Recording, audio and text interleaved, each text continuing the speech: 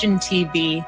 We are exactly 1 week from Election Day, and as always happens when you reach the final stretch, the contest is getting decidedly more interesting.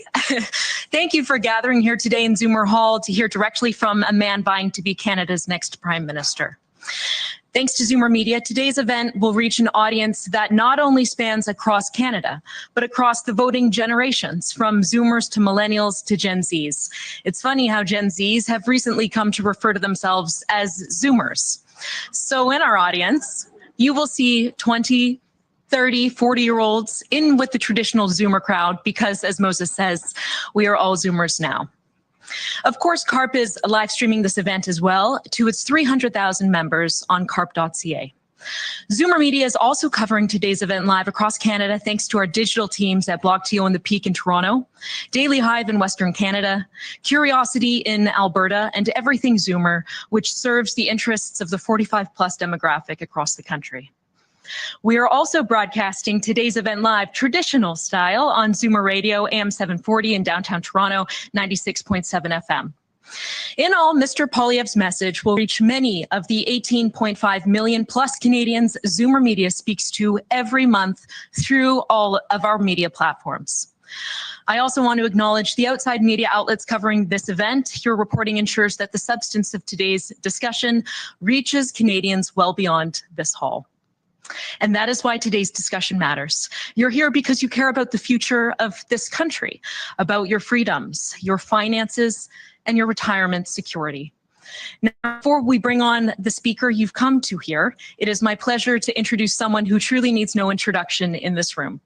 Most Canadians know Moses Znaimer as the founder of City TV, CP24, Much Music, and Music Plus, channels that defined the media tastes of the boomer generation. Today, Moses is a relentless advocate for Canadians as we age, as the chairman of CARP, and as the founder of Zoomer Media. This entire gathering and the company and advocacy behind it exist because of his vision. Please join me in welcoming Moses Znaimer.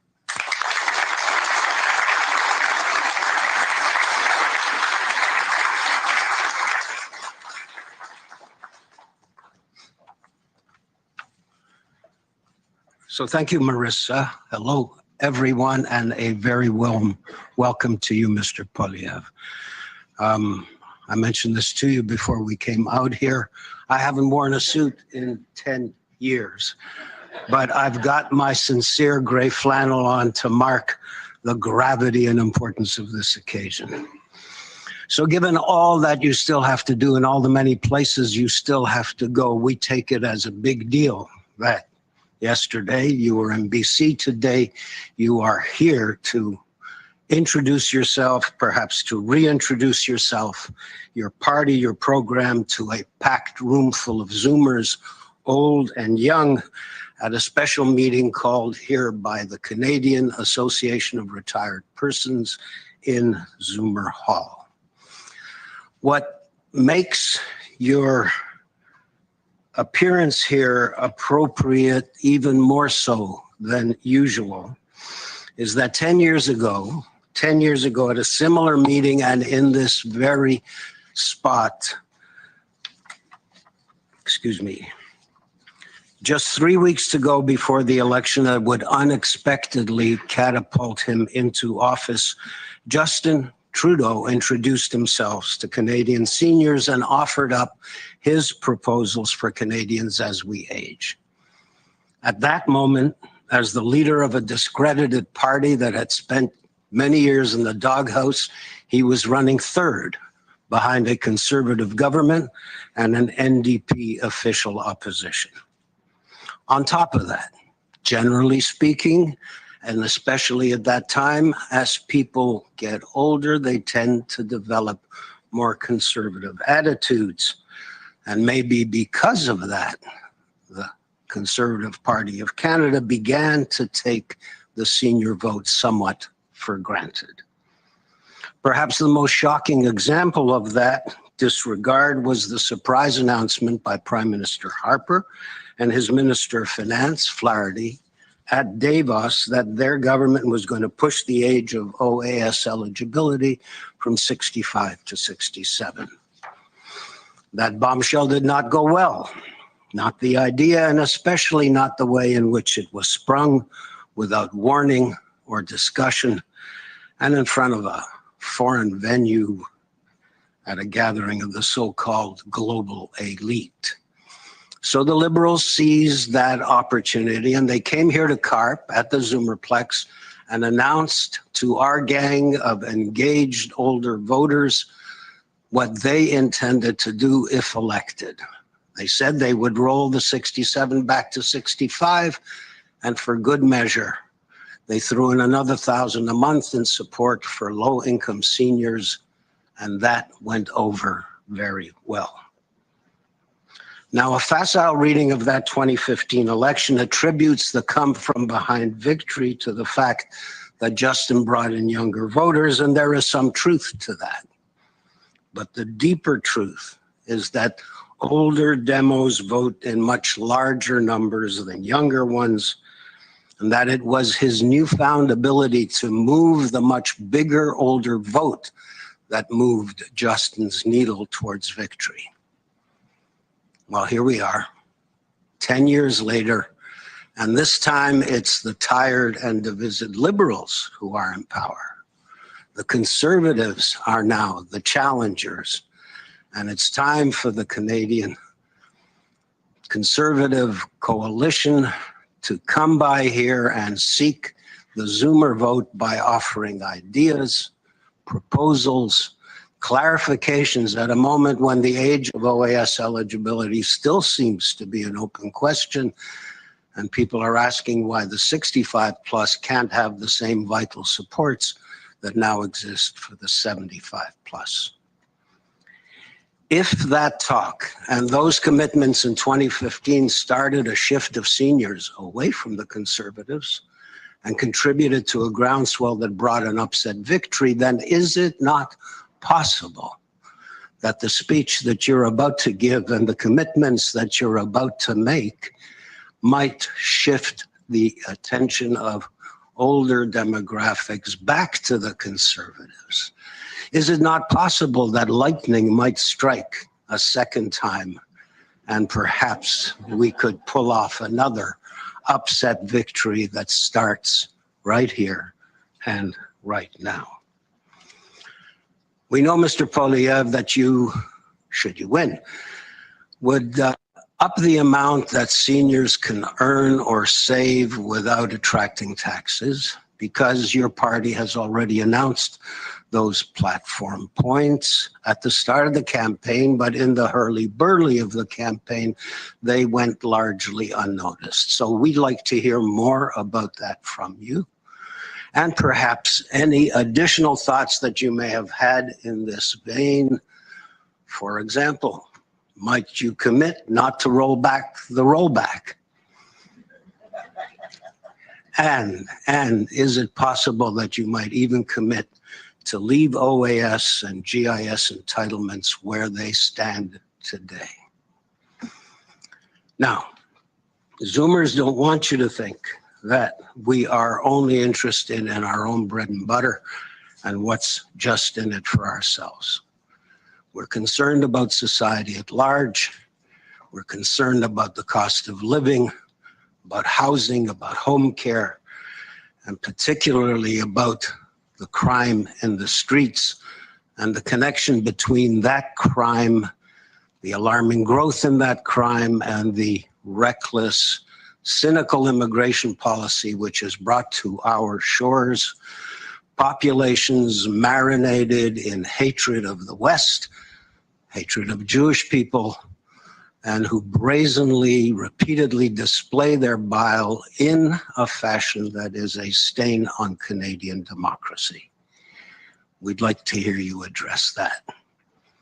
And finally, Mr. Poilievre, if you would permit me one personal comment. It's widely known that your handlers have been holding back your natural exuberance in order to project an image of gravitas and restraint, but I think they may have gone too far. I mean, really, is it necessary to be as boring as Mr. Carney in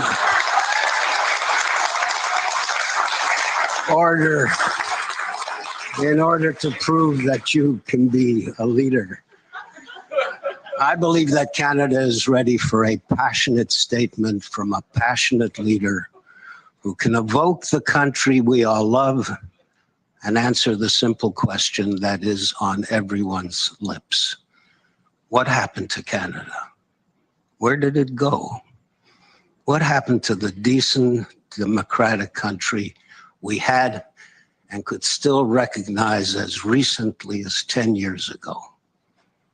What and who is responsible for those 10 lost years, and how should they be held accountable?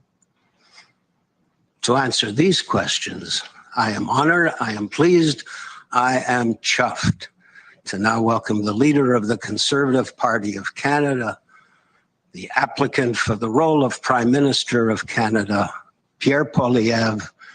And like I said, Pierre, let her rip.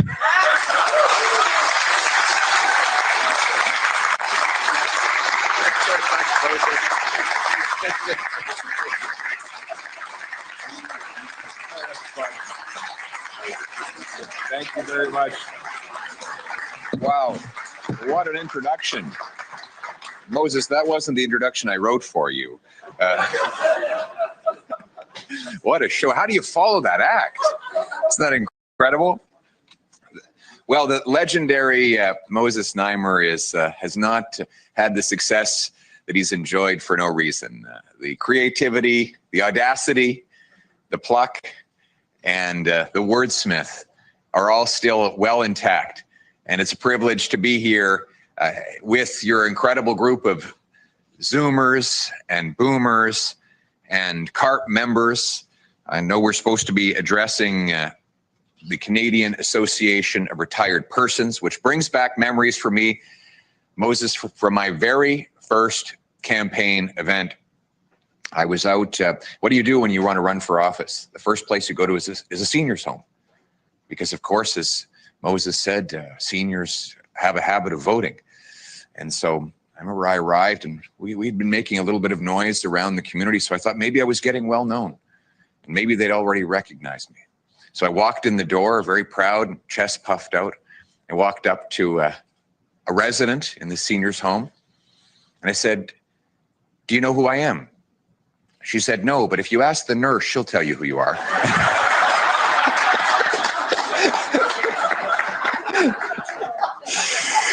So anyway, that was a great start to my career. We also have here some incredible champions. They're far too young to be called seniors. We have Vladislav Lizan. We have Francis Lavoie from the Davenport riding. We have Diana Filippivo. We have Anna Roberts and Nicola Pham, who are also part of our Conservative team to bring change in the forthcoming election. And really what this election is about is change. You asked where our country has gone and why we no longer recognize it. That's a question I get all the time. People look around and they say, this is not the country I grew up with. They say, we don't recognize the crime, the cost of living. They worry about their kids' future. Many retired people get phone calls, panicked phone calls from their middle-aged or younger children asking if they could even stay in Canada after the housing costs have more than doubled and the paychecks no longer keep up with the rising demands of food, taxes, and everything else. They feel endangered in their streets as crime and chaos have ravaged communities, and rampant and roving anti-Semitic riots increasingly shatter communities and terrify innocent people. And they ask, where did the country go? How did it fall apart? And how can we put the pieces back together? But before I tell you what I'm going to do to fix the problems that the next government will inherit from the Liberals, I have to tell you why and who I am, what motivates me, what's inside that will thrust me forward and drive my decisions at the big desk, should Canadians give me that responsibility. I don't come from a famous or wealthy background. I was born to a 16-year-old single mom. She put me up for adoption to a couple of school teachers from Saskatchewan who'd started anew in Calgary. And, you know, from that humble place, we had a lot of hardship. Our folks lost, my mother had been scrimping and saving through her 20s. She managed to buy a home and then 2 other rental properties. And then along came 18% interest rates and they lost everything. And so we had to start from scratch. Those are my earliest memories. My parents stressed, sometimes fighting, worried about how they'd pay the bills. My dad trying to make his old Oldsmobile function, even though it was always falling apart. But they taught me during those hard times that this was a country that made a promise. Very simple deal. It's not kind of like the American dream, which is kind of something you wake up from. A promise is actually way better than a dream. A promise is a contract. You do this, you get that. And that deal in Canada was very simple. You work hard, you get a nice life in a beautiful, affordable house. You get to live on a safe street. And when all that's done, you get a peaceful, tranquil retirement, watching your kids and your grandkids enjoy the same promise.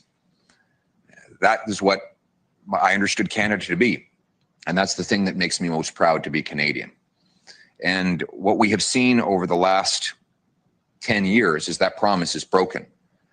Our young people can't afford homes anymore. We have Toronto now as the second most expensive housing market in all of North America.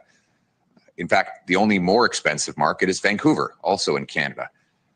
In fact, in Toronto today, it takes 29 years for the average family to save up for a down payment. Remember, you used to pay off the mortgage in 25. Crime has risen. Violent crime is up 25%. Food bank use up over 100%. Inflation has carried out an all-out assault on the pensions and savings of our seniors. Increasingly, our elderly are unable to pay. They have to choose between eating and heating, and they're afraid to go outside because of the dangers that now lurk in their streets, including in communities where they used to feel comfortable simply leaving the door unlocked. But that's the bad news. The good news is there's nothing wrong with this country that we cannot fix by the foundations that came before us. Getting back to the common sense principles, the back to basics ideas of living within our means, leaving more in the pockets of the people, a government that is servant and not master, accountability for criminals, locking up the worst offenders so that we can be safe, restoring an immigration system that puts our country and its people first and brings in newcomers only in numbers that we can house, employ, and care for, and only by selection of those that are a good fit for our country. These are all basic things we did for generations with no serious controversy. And that is how the Canadian Promise was born. We're a country that has always been practical in solving its problems and determined to give the next generation a better life than the one came before us. The Canadian Promise, though, of which I speak, is worthless if it is not granted first and foremost to our seniors, the people who built this country. And today, our seniors are struggling to make ends meet, struggling to get ahead, and or often called upon by their children for help with down payments on homes, money that you worked so hard to build up, equity that you poured into your property that is now, frankly, called upon by your kids so that they can have a chance at a home, something that you didn't have to get from your parents back then because hard work at the time bought you that home. But it means that we as a government need to ensure that our seniors are rewarded for their hard work, their thrift, and their savings.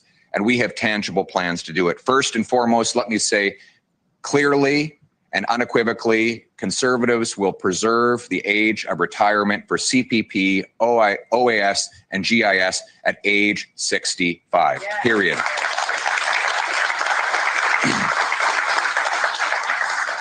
We will also protect pensions. It was our party that put forward private members' legislation to ensure that in the case of large-scale corporate bankruptcies, that pensioners always get 100% paid out before the bondholders get their share of the bankrupted, liquidated assets. Furthermore, we recognize that our seniors have a lot of wisdom and ingenuity and mentorship to offer the next generation in our workforce. Some seniors make the decision to stay in the workforce. They enjoy working, they stay busy, it helps them contribute. They are under high demand because they know things that the next generation does not yet know. And I know when you turn 65, Moses, there'll be a lot of demands on you to stay in the workforce. It'll be a little while before that day comes, but nevertheless, it will indeed. So you'll be very happy with the next policy announcement I have, and it is this, that a Conservative government will honor and reward the hard work of seniors by keeping your first $34,000 of earnings completely tax-free.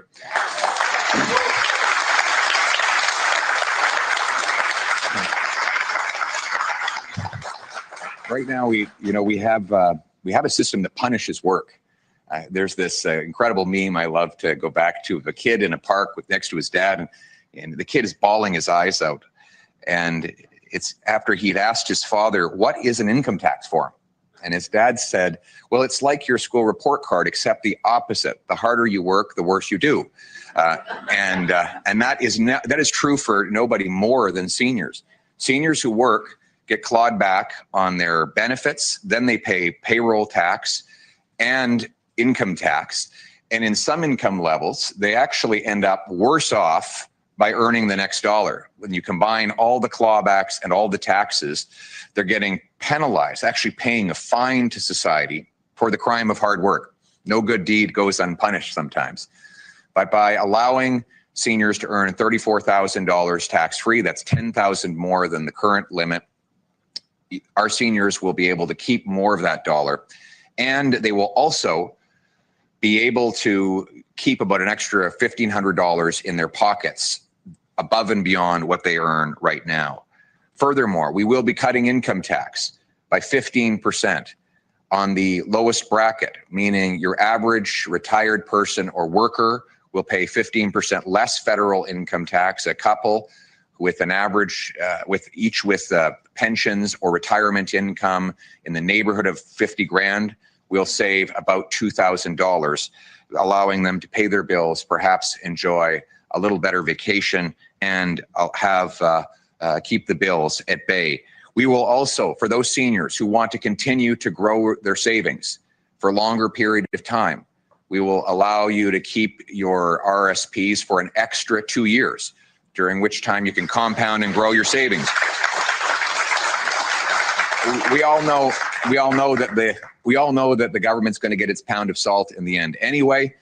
But in the meantime, why not allow you to roll over and compound your savings? Which brings me to my next two proposals, which I believe are fundamentally patriotic. As one of the best ways we can stand up to a foreign leader who wants to take our jobs is to sell our investments in America and bring it home and invest here in Canada. And we've got some policies to reward that. One, we will allow you to contribute an extra $5,000 a year to your TFSAs if all that money goes to Canadian companies. Two,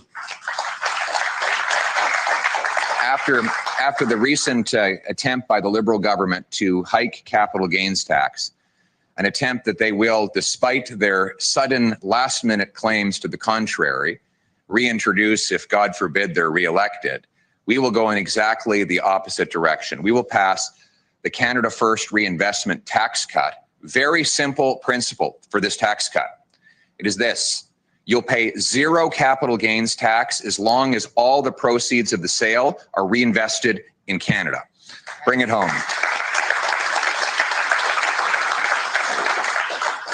And we will axe the federal sales tax on new homes, so that you can save up to $65,000 in federal tax on a housing purchase.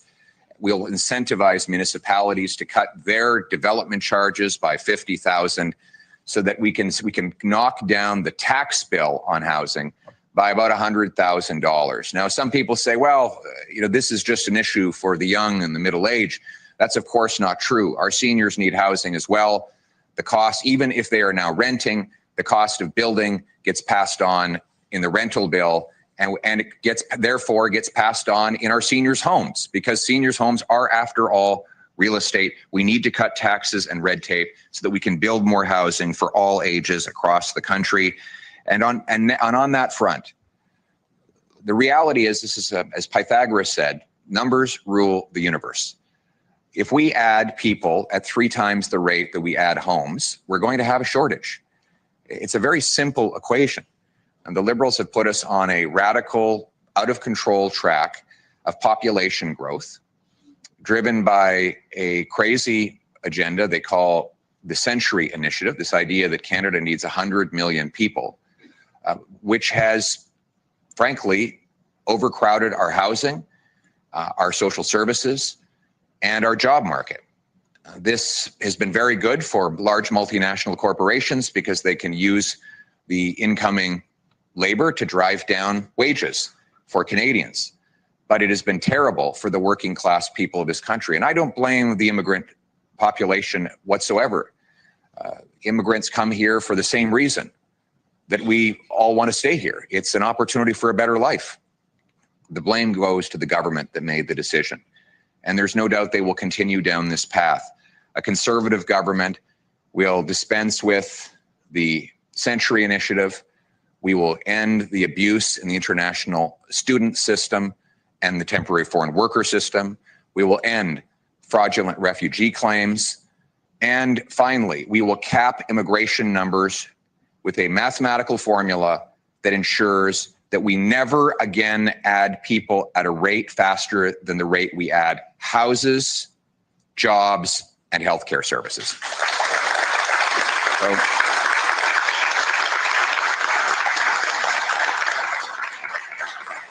But in order to do all this, we actually need to generate the savings and the revenues in order to pay the bill, because all of this stuff costs money.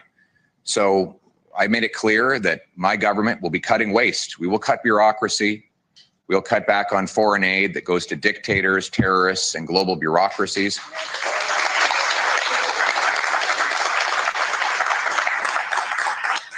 In passing, there will be no more money for UNRWA to help Hamas. That will end.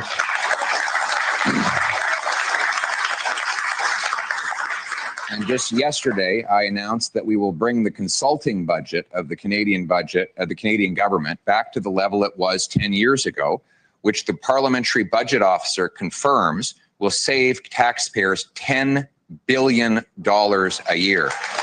Money in your pocket. We'll bring in a dollar for dollar law that runs the government's finances the way my mother ran our finances at home. My mother is a little lady who likes coupons, and she used to go around. She's the kind of lady who would drive clear across town to get a 25% off on beef on a bun, and she could really stretch a dollar. But unfortunately, governments don't have any incentive to do that because they're always spending other people's money.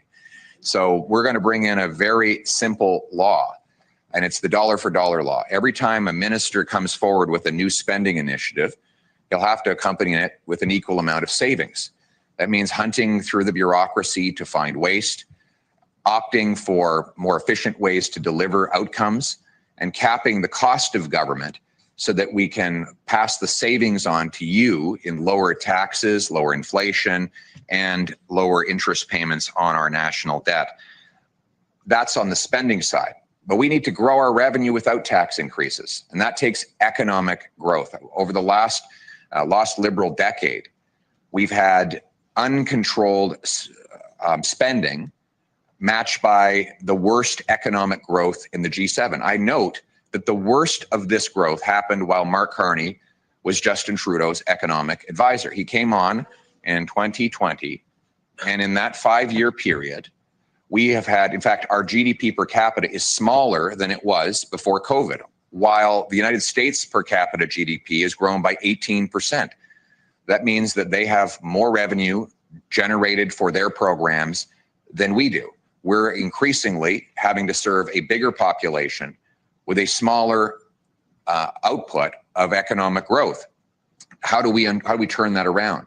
Well, we have to develop our resources. For one, we should be the richest country in the world. We have the third most oil, the fifth most gas,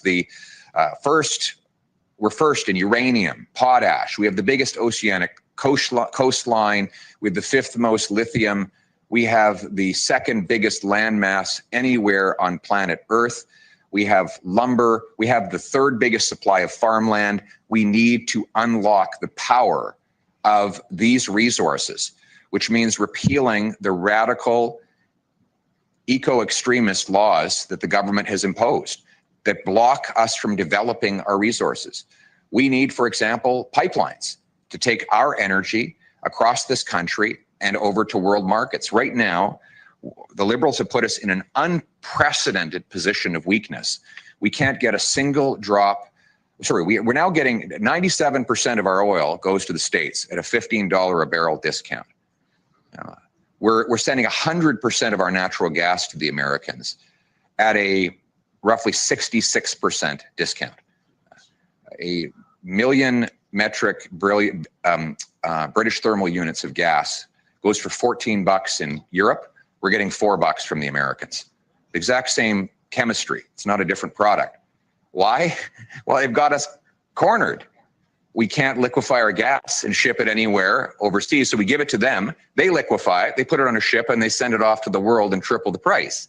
I mean, that is economic vandalism at its worst. It takes now 17 years to get a mine approved in Canada.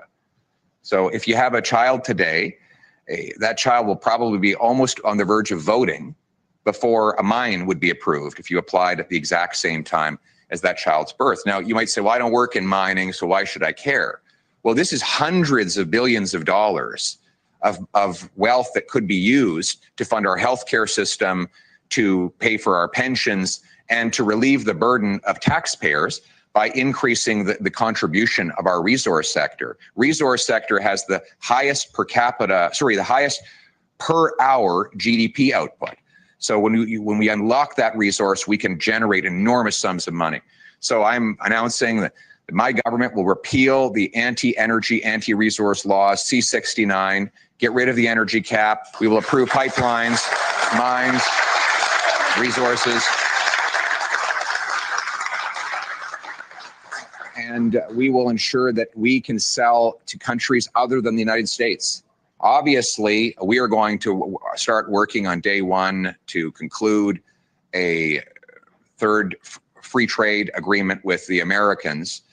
And we will get a deal that will be fair for Canada and protect our sovereignty, the sovereignty of our land, our resources, our money, our ability to make laws, protect language and culture. That will be achieved. But we can't control the decisions the president makes. What we can control is what we do here at home. And what we need to do is reverse the disastrous liberal economic policies that Mark Carney advised Justin Trudeau to take and that have put us in this terrible position of weakness. After this lost liberal decade, we cannot afford a fourth liberal term of rising cost and crime and a falling economy under America's thumb.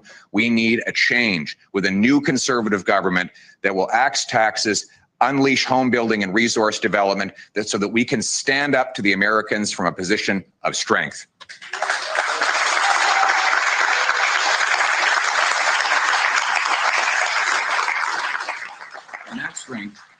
And that strength will require that we are safe here at home. And increasingly, our population feels in danger of crime. Do you hear about it in your community? All the time. Seniors afraid to go outside? All the time. Yeah. What are they afraid of? They're afraid that we're allowing, when I toured with the police officers in York Region, that the police are getting laughed at because the criminals are being let out of jail. I met a police officer with Anna. His name is Mario. Right.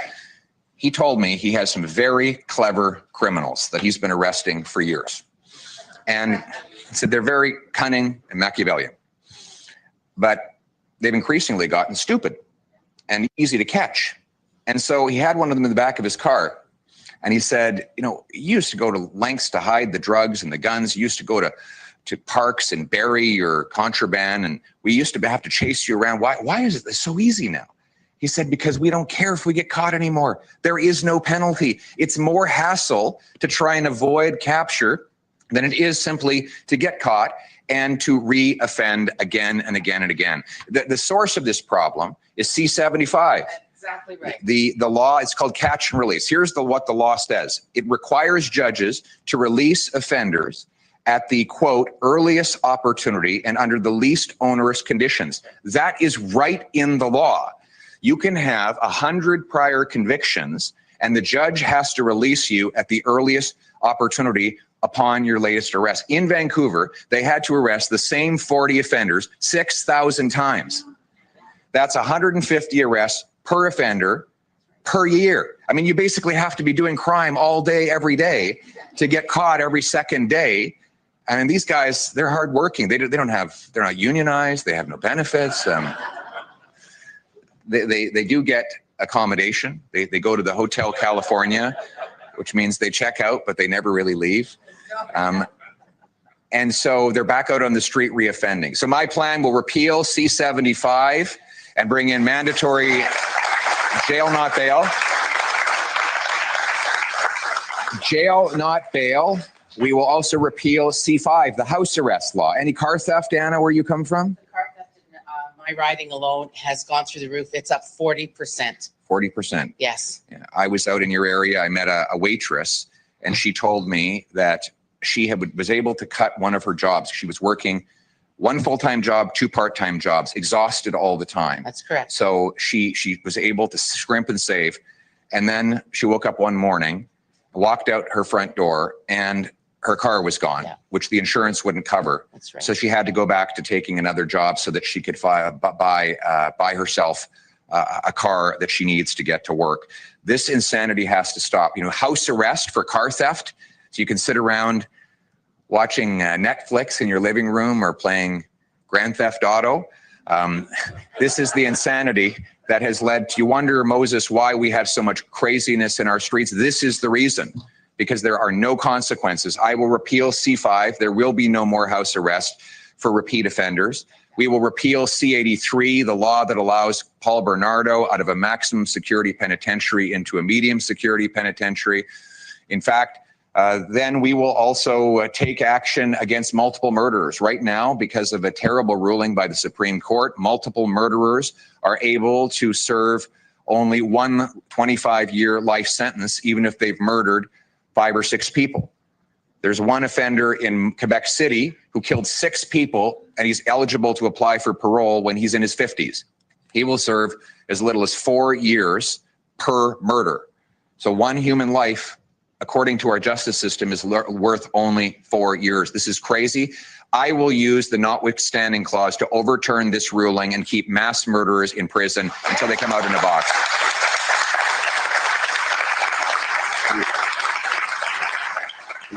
We'll pass a 3 strikes you're out law.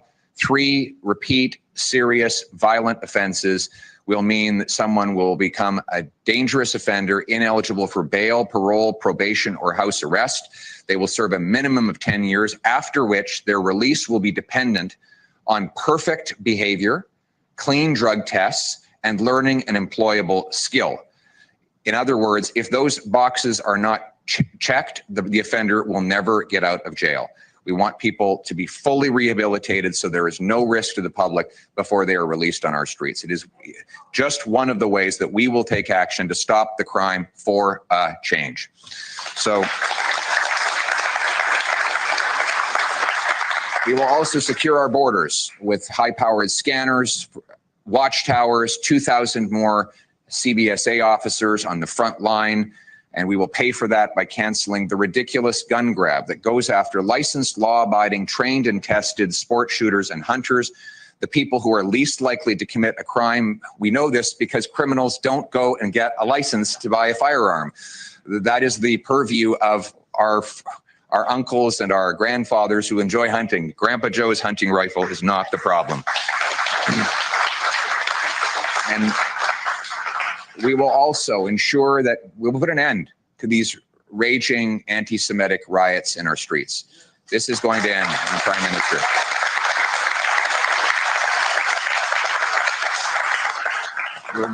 We're going to bring in tougher laws that give massive crippling fines to anyone who's engaged in political vandalism. The fines will be 10 times the value of the damage done. There will be mandatory jail time for anyone who does hate-based vandalism. We will cut the bureaucracy so that our places of worship can get assistance in funding protection against terrorist attacks, so that never again does a synagogue or any other place of worship need to feel afraid that they will be firebombed or shot upon or in any other way attacked. And as for those people who have come to this country on visitor visas and who are then using the privilege of being here as a visitor to go on our streets and terrorize our Jewish community, anyone caught doing that and breaking our laws will be automatically deported from our country. So,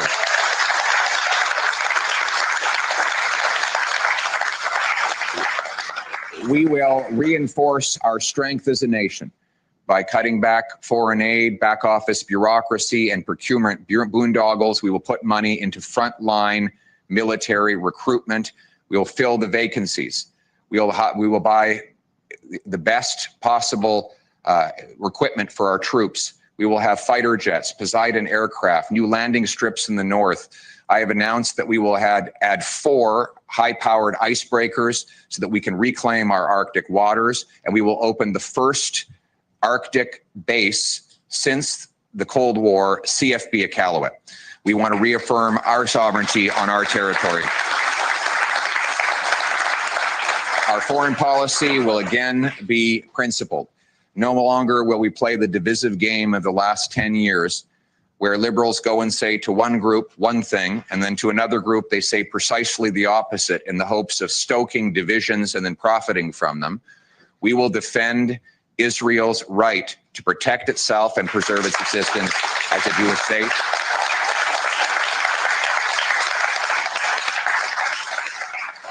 And we'll unite our country. We'll unite our country around our common purpose, that when you come here, you're a Canadian first. Sure, you can have cultures and traditions and religions. That's none of the government's business. People can enjoy whatever traditions they like. You can even have political opinions that disagree with your neighbors. That's fine too. There's nothing wrong with squabbling and debating and arguing. But this will be a country where you come and park the violent conflict at the door. If you want to be a Canadian, put our flag first and support all the blessings of this land. We're going to be a nation not of tax collectors and toll masters, of bureaucrats and busybodies, of rulers and rule makers, of gatekeepers and grandees. Instead, we will be a nation of explorers and entrepreneurs, of artists and adventurers, of workers and warriors, of pioneers and patriots, a nation that honors its old, protects its young, secures its borders, upholds its history, rewards hard work and entrepreneurs, and unites its people around one simple promise, that if you work hard, you get a great life, a wonderful retirement, in a beautiful home, on a safe street, protected by brave soldiers, under a proud flag, a country where seniors can look with pride at the achievements of their children, starting new families and building that promise once again, knowing that the promise that was handed down like a torch from the generations that have gone are going to be handed down to the generations that arrive, so that we can pass on intact the wonder and the beauty that our seniors built and give the same incredible opportunity to our children and grandchildren. That is the promise of Canada. That is what, but in order to do it, it takes change. Vote, hope for change, and let's bring it home. Thank you very much.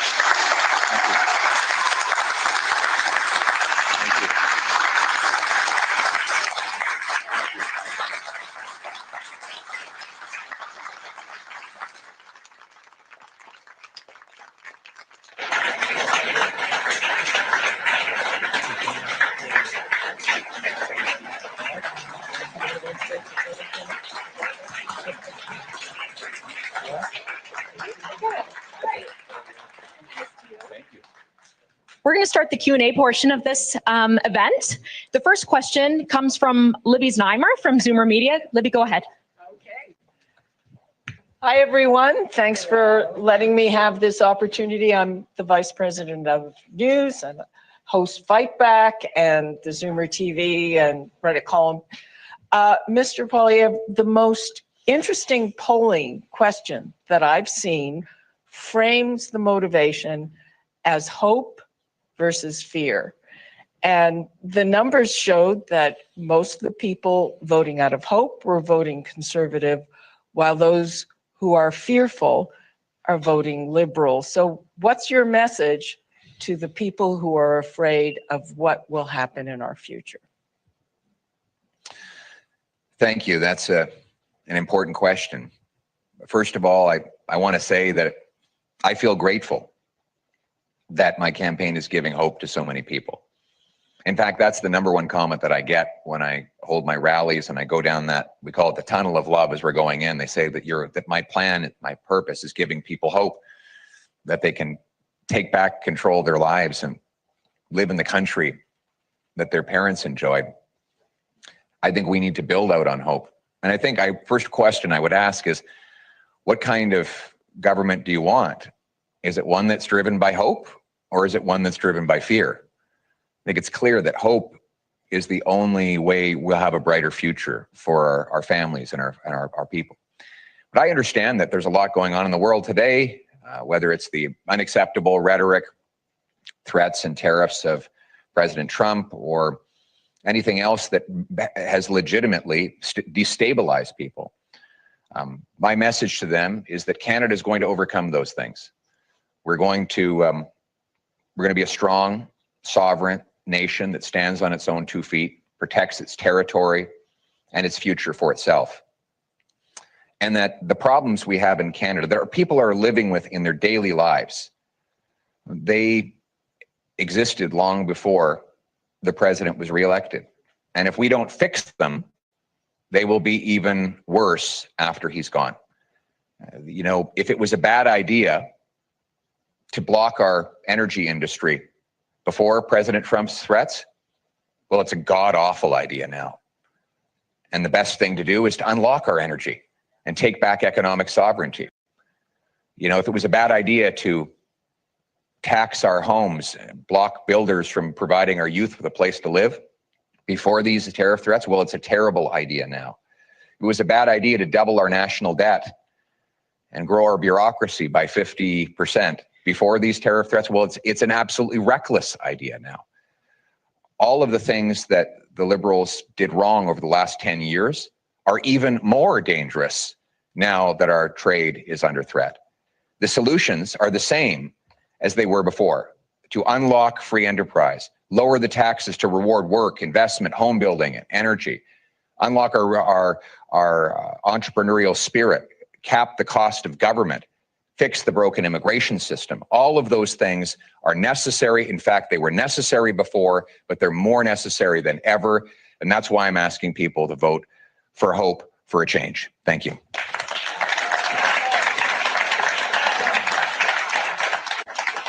Okay, the next question is from Andrew. Where's Andrew in the audience? Can you raise your hand? On that side, all right.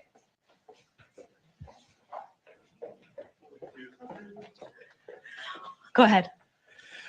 First, I'd like to say thank you for supporting all Canadians coast to coast during this important election campaign. You've done a great job. Thank you.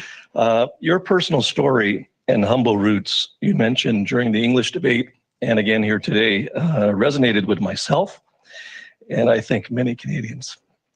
I'm a baby boomer. I'm retired. I have 2 children aged 30 and 33. I'm concerned with my pension and future income being taxed further, but I'm more worried about my kids' future not being able to buy their first home in and around the GTA area. Could you share with us your plans for both seniors' future taxes? You've done that with your speech today, but more so our millennial children's future to be able to own their own home. Thank you. Very important question. Why can't we afford homes in Canada? What's the explanation? Let's think about this for a second. We have the most land per capita of any country in the G7. housing should be cheap because it should be dirt cheap because we have the most dirt to build on. And yet it's the most expensive in the G7. Housing costs have risen faster in Canada over the last 10 Liberal years than they have in any other G7 country. So we can't blame this on some out of control global phenomenon. This is a homemade problem with a homemade solution. The problem is government. 30% of the cost of every newly built home in Ontario today is direct taxes. Sales taxes, land transfer taxes, and development charges, the latter of which are up 1,000% in Toronto in the last decade. 1,000% more. Is it 1,000% more expensive for the cities to build pipes and parks and bridges and roads to service those communities? Of course not. The money is being vaporized by bureaucracy. In Vancouver today, the cost of government baked into every home is $1.3 million. Every newly built home, that's the cost of taxes, charges, fees, consultants, lawyers, etc. And that's why it's the most expensive market in North America. So what's the solution? We have to cut the bureaucracy and the taxes. So my plan will axe the federal sales tax on new homes. I will pay the municipalities half the cost of cutting their development charges by 50 grand a home. This will knock $100,000 of tax off every newly built house. I'll require municipalities speed up permits, free up land, and cut their charges to build 15% more per year. They will have to issue 15% more permits per year if they want federal infrastructure money. We'll sell off 6,000 federal buildings and thousands of acres of federal land to build almost 300,000 homes on government land that is not optimally used right now. We'll train 350,000 young people to go into the building trades, and we'll cap immigration so that never again does our population outgrow our housing stock. In that way, we will add the homes, and in the basics of supply and demand, this will mean people can afford a place to live. On the other side, I'll just point out Mr. Carney is proposing exactly the same policies that Justin Trudeau used to double housing costs over the last 10 years. More government programs, tens of billions of dollars of new agencies and officials in Ottawa. Bureaucrats don't build homes. We need less bureaucracy, less tax, more home building for a change. Thank you. All right. Next is from Lucas. He's from the Peak. First, we're going to get to Lucas. So bear with me, please. Thank you. I know, I understand. Hi there. Over the course of your career, who that you've encountered is most similar to President Trump, and how did you deal with them?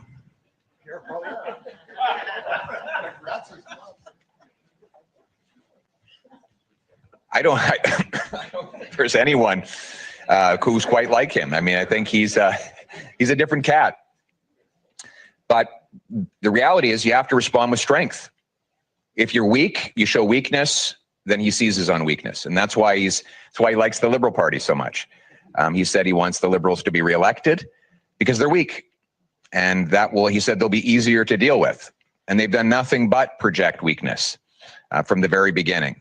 And so, you know, when we block our own resource sector and give the Americans our energy at a massive price discount, that's weakness.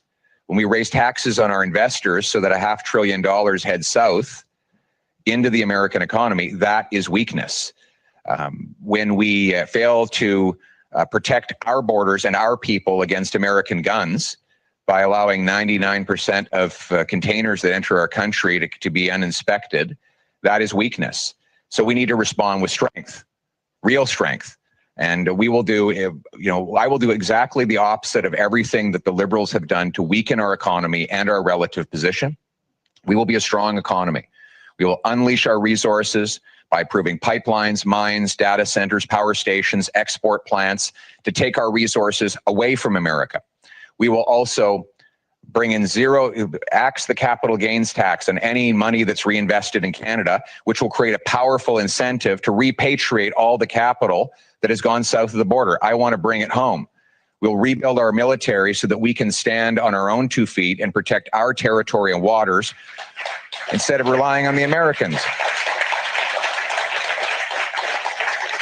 And So I have the strength and the plan to stand up for our country and to put our nation first. And that's exactly what we need in this difficult time. Thank you. Next is from Tracy. Hi, my name's Tracy Pepe. I'm the ex-chair of CARP Brampton. And I wanted to ask, because the Liberal think tank has been using Generation Squeeze for some information. And they have been suggesting, obviously, to old age security to roll it back, but also to use the taxes on our home equity. So my question to you is, I think you said you are not rolling back old age security, but will you not put taxes on the equity that we have saved in our homes? Two questions. One, we will protect old age security, GIS, and CPP. You will continue to get your inflation indexed benefits starting at age 65. Second, we will never allow a tax on home equity, period, full stop. Not going to happen. But you're right to raise the question, because weirdly, the Liberals put a question on your tax form to find out what primary residence you have. I don't know why they need that information. If it's not a taxable asset, then why does the tax department need to know about it? The Liberals have also been using your tax dollars to fund studies advocating a tax on home equity, so that if you sell your home to downsize or move into a senior's home, then you would have to pay full capital gains tax on that amount. That would be a crippling policy decision for our seniors. And just Saturday, Mr. Carney came out with a platform that requires $130 billion of brand new spending above and beyond what Justin Trudeau had already projected. They're pledging to, if you add up Trudeau's planned spending and Carney's new promises, it's $250 billion of new debt that they would add if they're elected to a fourth term. Now, I ask you a question. What happens when the finance officials tap them on the shoulder and says, you're out of money, you need to go find more? Well, they're going to go out and they're going to tax your home equity. They're going to go after your house, and they'll lie and deny, and they'll never admit it before an election. Of course not.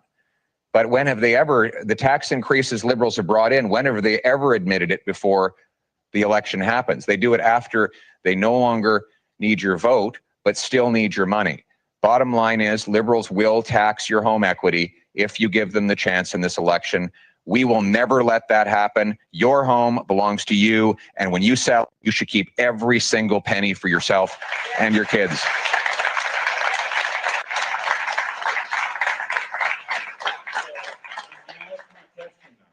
Sorry, we have a list of people who are asking questions here. Well, I have a very quick question. Can I ask my question, Mr. Poilievre? I'm not. You don't control that. No, I don't sorry, control sir. that. Sir. Oh, I see. You have So to. when would I be able to ask the question? 3 more? Let's hear from some different voices. Hi, my name is Brad Bennett. I'm with Mobile Syrup. We're Canada's leading technology news publication. So my question relates more to connecting Canadians in remote communities to the internet. With the loss of Starlink, sort of the loss amid the recent trade war, that like silver bullet for connecting remote Canadians has kind of been removed. I was wondering if your government has any plans to incentivize the Canadian telecoms to help connect remote Canadians to the internet, specifically high speed. Yes, we do. And I note that Starlink is not the only satellite company that does that. So satellites are going to be part of the mix, but also too are going to be massive incentives to get the telecoms to start to do to increase the service in remote communities that have up until now have not had the economies of scale. Our platform will include more powerful incentives to get rural and remote communities connected so that you can start a business without living in a big city, that you can raise a family, educate your kids, and have full unhindered access to the highest quality data at the fastest possible speed. We'll also favor more competition among our telecoms. We're going to ensure that there's more options so that our consumers can actually shop around if they're not happy what they get from the biggest providers, because the only way to drive down costs and drive up service is to have more competition, and that's what we will deliver. Thank you very much. Okay. can ask a question. No, after all of our questions are done. No, John said no. You have no control over who asks questions, right? No ability. Anybody can ask questions. Okay, can I ask my question? I'm done. Then we'll get done. Marissa, whoever you want to answer the question, I'm happy to take questions from anyone. We're giving you an opportunity to ask a question now. Go ahead. Okay, well, that's, all right. Mr. Poilievre, Yes, sir. you said something very- Sir, can you speak here? I'm going to just. Here, take the microphone so I can hear the gentleman. Oh, thank you. Mr. Poilievre, you said something very interesting and to me. Yes. You twice mentioned anti-Semitic riots. Now, I do remember that in the 30s, there was a very large anti-Semitic riot led by Nazis during the growth of the Nazis, and it was in downtown Toronto. I don't see, or I haven't seen, maybe I missed it, where and when the anti-Semitic riots of recent time have happened.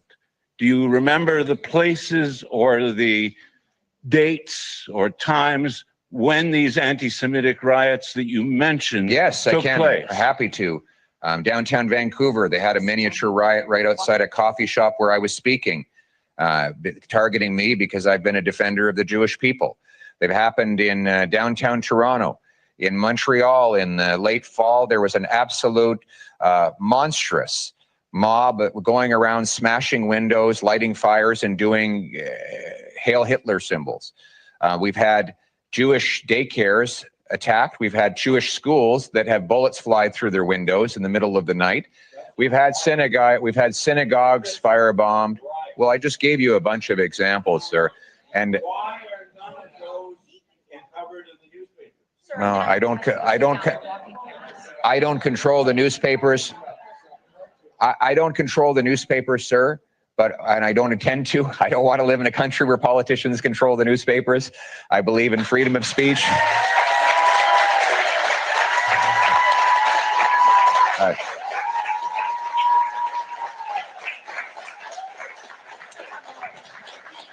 But my mission is to, when I become prime minister, to ensure that there are no anti-Semitic riots for the newspapers to write about. Let's make this a safe country again. All right. How about one more round of applause for the leader of the opposition, the Conservative Party leader. I'm sure you have a very busy day ahead of you. So thank you for your time. You've been gracious answering all of these questions.